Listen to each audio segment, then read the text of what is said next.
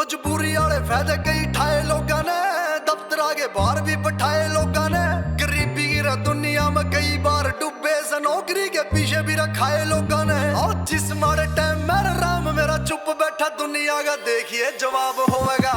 माँ मेरी देखे जरा बाट छोरा कद कामयाब होगा।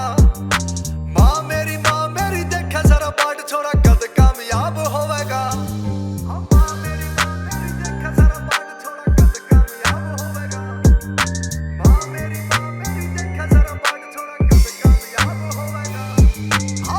शहर में आए लेके बड़े सपने, कई गैर होए मेरे कई होए अपने। गमा दर उठ कर कलाकारी करी से, जो गए छोड़ कर सारे मन नपने। एक गरीबी और फेस पे स्माइल, कुर्सी पे बैठा तेरा साहब होगा।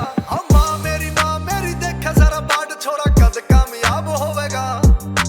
माँ मेरी देखे जरा बाट छोरा कद कामयाब होगा।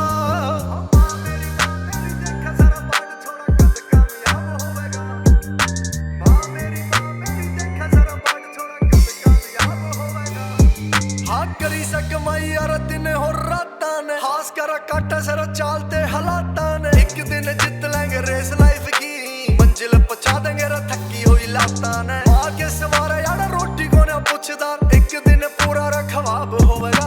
अब माँ मेरी देखे जरा बाट छोरा कद कामयाब होगा।